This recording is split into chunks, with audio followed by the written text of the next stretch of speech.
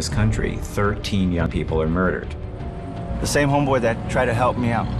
His girlfriend's in the front yard with the baby. Right behind him, another car pulls up. A couple gang members jump out, and they ask him, "Are you so-and-so?" He goes, "Yeah." And they pull out a 9mm Glock, and they just start shooting him. And he fell, and they started shooting him again, and unloaded the rest of that clip. And what people don't understand, these kids don't wake up and decide to be violent. There are circumstances that demand them to be violent. Violence, I'm a living example of where it can get you to.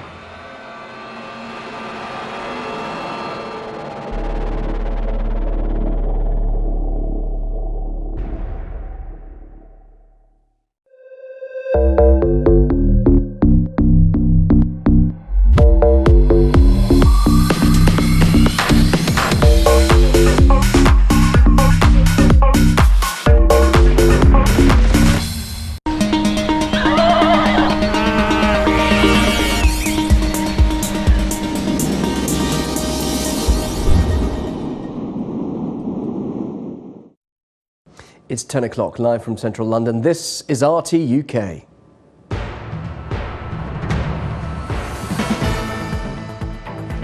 The head of the Metropolitan Police says keeping a guard on Julian Assange is sucking up resources. He proposes a review of the £10 million siege. We get live comment on this shortly here on RT UK. Shocking plans. The Police Federation votes to offer all frontline officers the option to carry a taser gun to protect themselves from terrorists.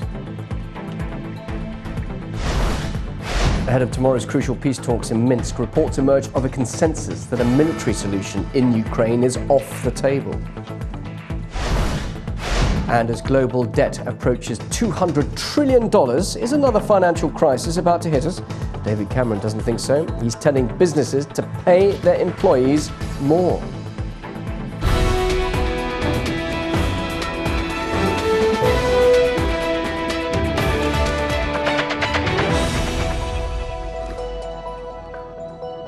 Good evening from Westminster. I'm Bill Dodd with 30 minutes of news and comment for the UK. The operation to keep an eye on the Ecuadorean Embassy in London, where hacker Julian Assange is taking refuge, is sucking up the resources of the Metropolitan Police, according to its chief. Sir Bernard Hogan-Howe has admitted the £10 million cost of security was a drain as he tries to make hundreds of millions of pounds of cuts.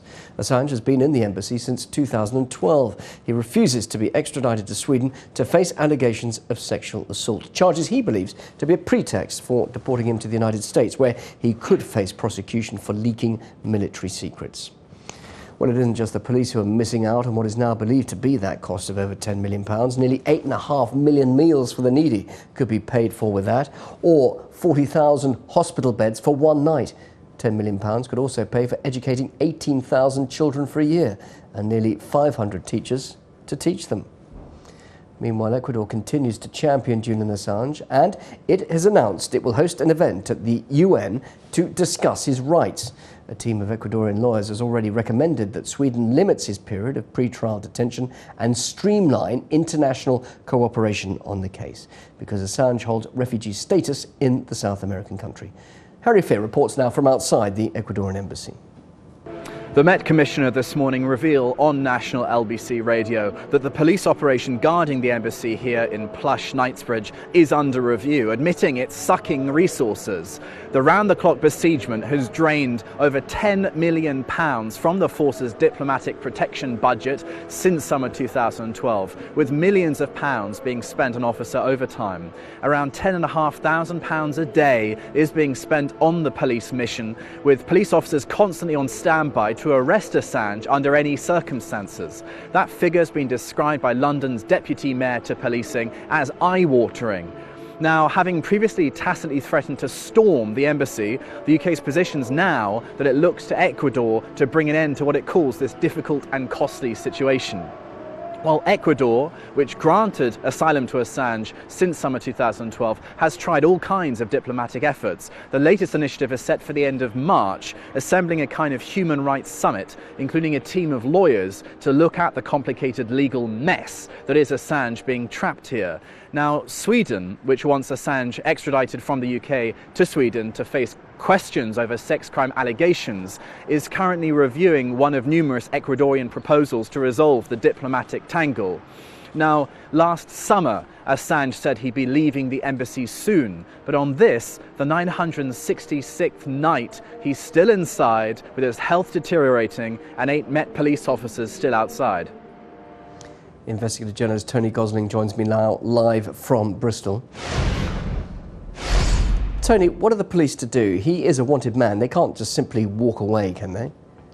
Well, actually, yes, they could, I think. Certainly, if you look at the amount of money that's been spent, this 10 million Bernard Hogan-Howe admitted to this morning, I would have thought that that could pay for quite a lot of plane tickets on EasyJet over from Sweden to London for these detectives to interview Julian Assange if they think there's any real case to answer inside the Ecuadorian Embassy. And this is the obvious way to do this, but the Swedes won't do it, and we have to ask why they won't. Well, I was going to ask you exactly that question. Why won't they, do you think? Well, I think because one of the things about Julian Assange is he is the most radical, the most important publisher in the world at the moment. It's not just a little leaking organisation he's doing. They're also analysing WikiLeaks, a lot of information from whistleblowers from around the world. And in fact, he is, let's just think about how this works. The evidence comes out through WikiLeaks. We've seen, for example, the HSBC scandal coming through a whistleblower just this week. And that evidence can then be used in court and in trials.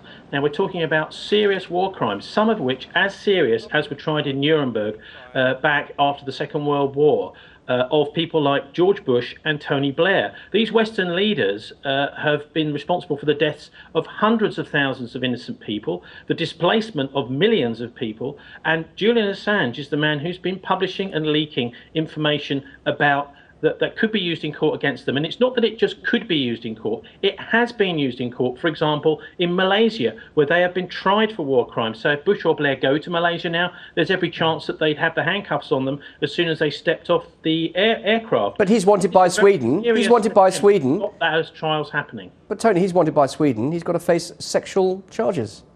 Well, I don't know if you noticed, but during today, the BBC's been putting out on its bulletins that he's facing charges in Sweden. That's not the case. He hasn't been charged.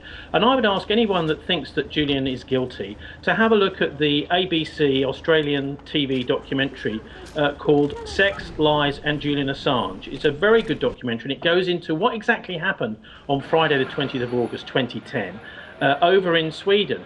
Because one of the interviewees on that film talks about, this is the Saturday morning after, one of the women who was accusing Julian Assange of raping her, actually having her arm round him afterwards. I would ask you, if this was true, that surely, that would not be the attitude of a woman who'd been raped. All right, so he should go to Sweden then and make that case very clear. But what about the fact, is there evidence that he would then be deported to the US? What grounds does he have to really think that? Well, I can see that the Swedes' attitude is supposedly because they're not part of NATO officially. But I think the Swedes should come out and say, well, we are actually, because they're certainly part of the NATO lobbying, what some people call crime syndicate, the Bilderberg conferences. That's the political lobby behind the military side of NATO. So they're part of that. And also they've been involved in this, I would say, scam about these so-called Russian submarines back in last year, and then a secret search for Russian submarines this year. I think the Swedes should just come out and say, right, we're joining NATO, because all of the actions of the Swedish government do make them appear to be part of the NATO cartel or the military alliance, which has been responsible for many of these wars we've seen over the last decade or so. All right, Tony, thank you very much indeed. Tony Gosling, live on RT UK. Good to talk to you, Tony. Thank you. Thanks, Bill. Cheers.